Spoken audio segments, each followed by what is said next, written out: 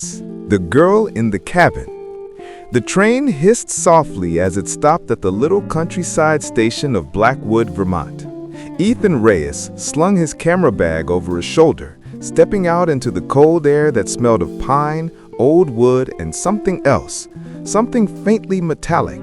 He came here for two reasons: to heal after his long, painful breakup, and to photograph the famous Blackwood forest, rumored to be one of the eeriest but most beautiful forests in America.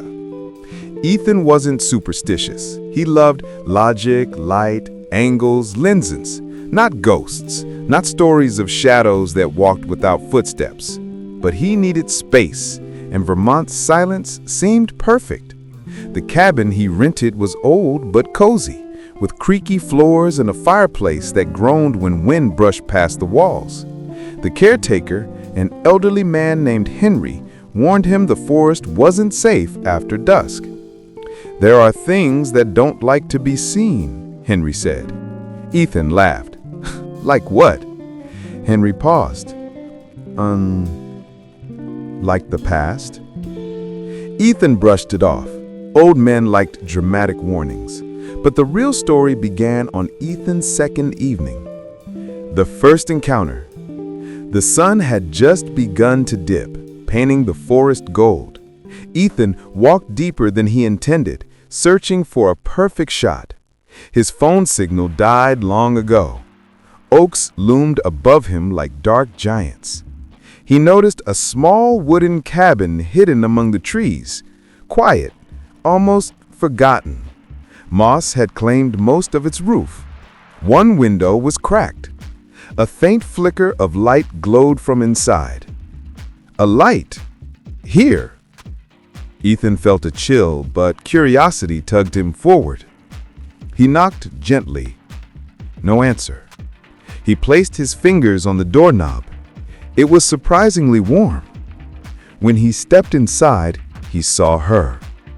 A girl, around 22, wearing a simple white dress, her long black hair falling over her shoulders like silk.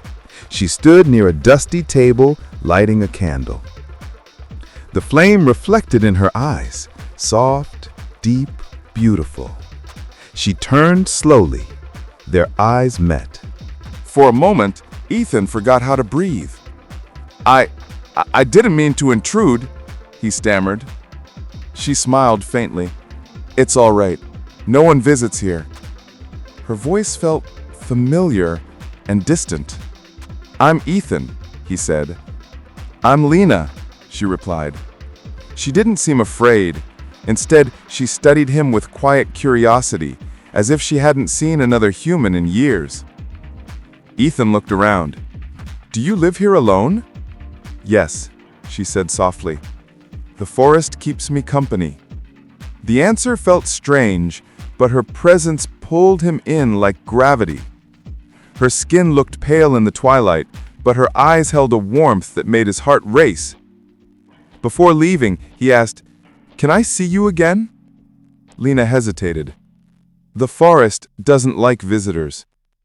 "But you do," Ethan teased gently. Lena looked down, almost shy. "Maybe." The growing mystery. Ethan visited the cabin again the next day. She was there, always near the candlelight, always calm, always distant, like a dream made real. They talked for hours. She loved poetry. She hadn't been to town in years. She hated mirrors. She never let Ethan touch her hands. They were always cold, she said. There were other strange things too. She never ate in front of him. He never saw her outside the cabin. She always ended their meetings before dark. And once, Ethan could swear he saw her shadow moving, even though she herself stood perfectly still. But love grows even in broken places, and Ethan was falling for her. Hard. The warning. One night, Ethan returned late. The sky was already bruising into darkness. As he reached the abandoned cabin, the door suddenly swung open. Lena grabbed his hand, her cold fingers trembling. You shouldn't be here at night," she whispered sharply. "They wake up when the sun dies." Who wakes up?" Ethan asked. But she didn't answer. Instead, she blew out the candle. The room drowned in darkness. Something shifted in the shadows, soft, slow, animal-like breathing. Ethan froze. Lena whispered into the dark, "Not tonight, please." The breathing stopped. She dragged Ethan outside, her fingers clutching him with surprising strength. When they reached a safe distance, she let him go. Her voice shook. "Don't come after sunset. Promise me." "Lena, what's going on?" Ethan asked. Tears welled in her eyes. "You don't understand. I'm not—" Before she could finish, a crack echoed from the cabin. The door had slammed shut on its own. Lena stepped back, fear whitening her face. "Go home, Ethan, please, before they follow you." And she vanished into the trees. Not walked, not ran, vanished. Ethan blinked, breath frozen. Was he imagining it? The truth begins to awaken. Later that night, Ethan returned to his rental cabin, shaken, confused. Henry, the caretaker, was sitting on the porch, his face stiff. "You went into the forest after sunset, didn't you?" Henry said. Ethan didn't answer. Henry sighed heavily. "I warned you for a reason. People disappear here." Ethan's voice cracked. "Henry, do you know a girl named Lena? A girl who lives in an old cabin near the river?" Henry's eyes widened. The color drained from his face. "Son, that cabin burned down 20 years ago." "What?" "No one lives there, not since the girl died." Ethan felt his blood turn to ice. Henry looked at him with deep fear. "Tell me you didn't talk to her." Ethan whispered, voice trembling. "I did." Henry stepped back. "Oh God," he muttered, "the forest marked you." Ethan's heart hammered in his chest. "What does that mean?" Henry looked at him with pity. "If Lena appeared to you, she wants something." Ethan swallowed. "What?" "Someone to bring her back." The wind howled through the trees, and the forest suddenly felt alive. Part 2, around 2,000 words. The Forest That Remembers. That night, Ethan couldn't sleep. Lena's voice, her touch, her warnings all echoed inside him. He loved her. Ghost or not, hallucination or not, he had to know the truth. The burned cabin. At dawn, Ethan rushed back to the forest. But when he arrived at Lena's cabin, it wasn't there. Only blackened ruins remained. Her eyes shimmered with ancient sorrow. "I died here." The words drifted like smoke. "I was 17. The fire started at night. I never made it out." Ethan felt like the ground was falling beneath him. "But how do I see you, touch you?" "You don't," she whispered. "You touch the memory of who I was. The forest keeps it alive." Ethan shook his head. "I don't care if you're a ghost. I want to help you." Her lips trembled. "You can't help me, Ethan, but you can lose yourself trying." The jealous spirit. A deep growl erupted from the trees. Ethan stiffened. Lena grabbed her arm. "They're awake." "Who?" "The ones who died before me. The ones who want to keep the living trapped." Branches snapped. Roots slithered across the ground like snakes. Something moved between the trees, tall, black, hollow-eyed. Lena pushed Ethan back. "Run!" "No, come with me." I can't leave this forest. I'm bound to it. The shadow lunged toward Ethan. Lena stepped in front of him, raising her hand. A shockwave of cold burst outward.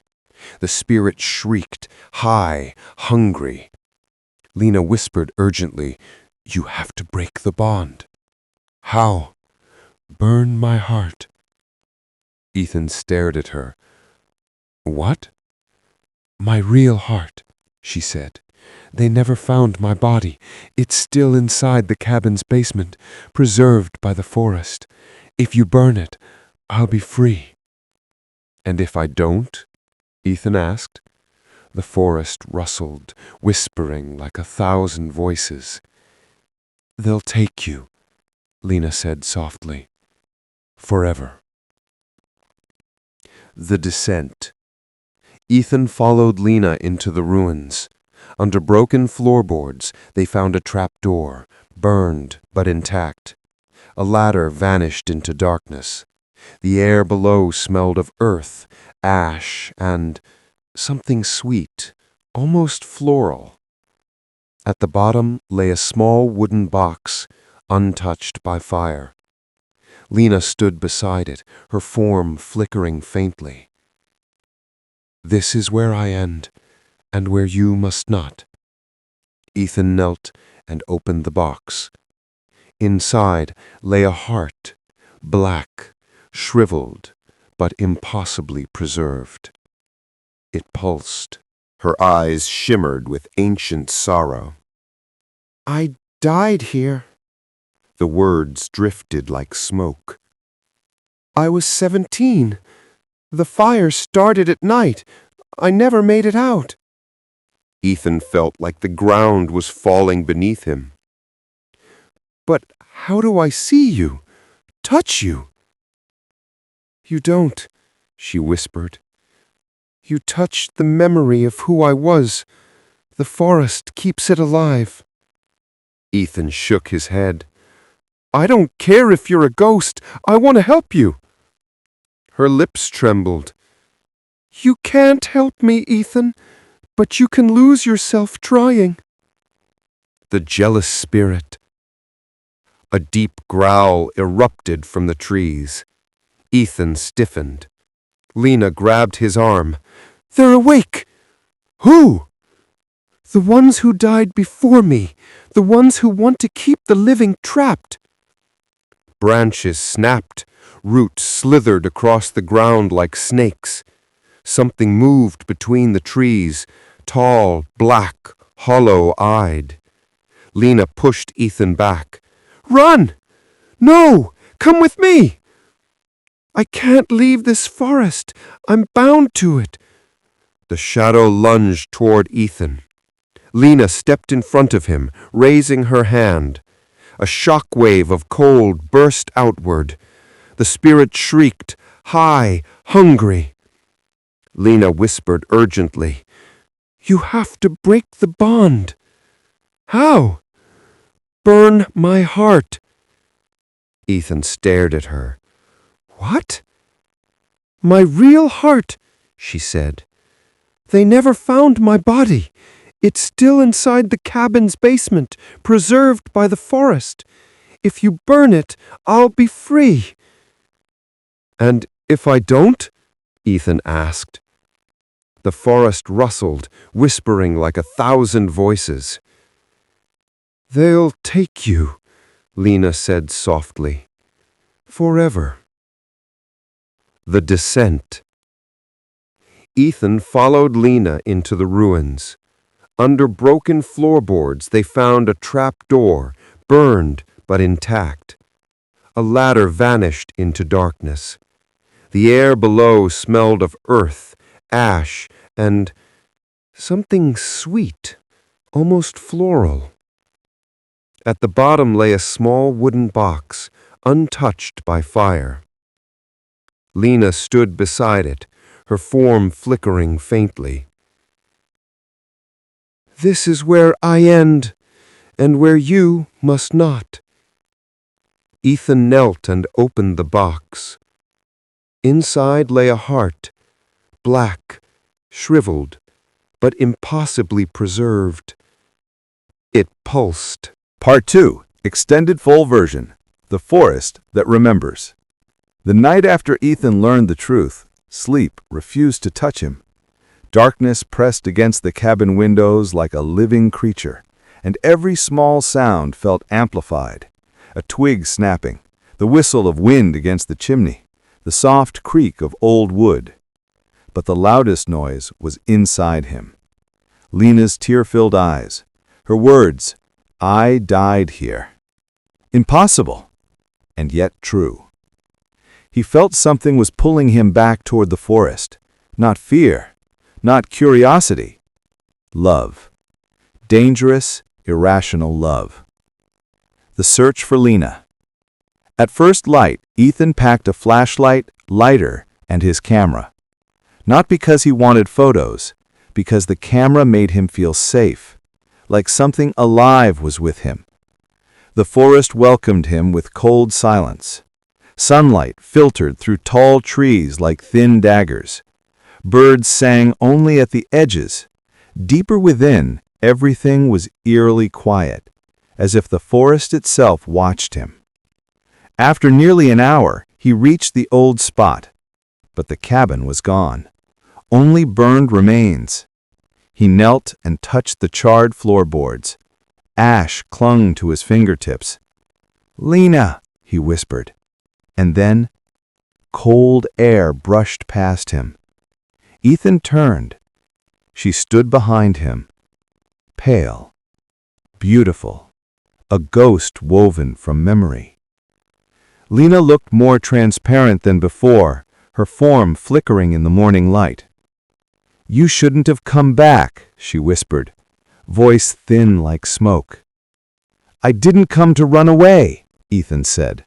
"I came because I care." Lena closed her eyes. "You don't understand what this place does to people who care too much." "Then help me understand." Her lips trembled. "You're alive, Ethan. I'm not." Ethan reached out, but his hand passed halfway through hers before she pulled away. "Please," she said, "don't make this harder." "They're awake. The spirits of Blackwood."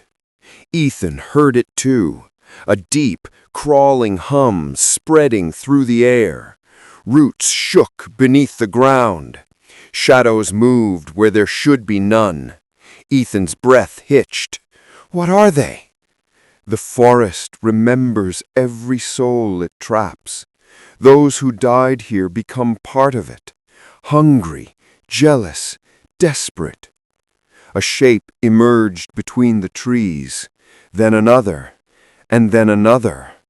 3 spirits, women, twisted, hollow-eyed, their hair flowing like drowned corpses, their fingers long, bone-like. One hissed, "He loves you." Another whispered, "Then he should stay." The third cracked her head sideways, "He should die." Lena stepped forward. "No, he leaves." But the spirits laughed, a high, broken sound like cracking glass.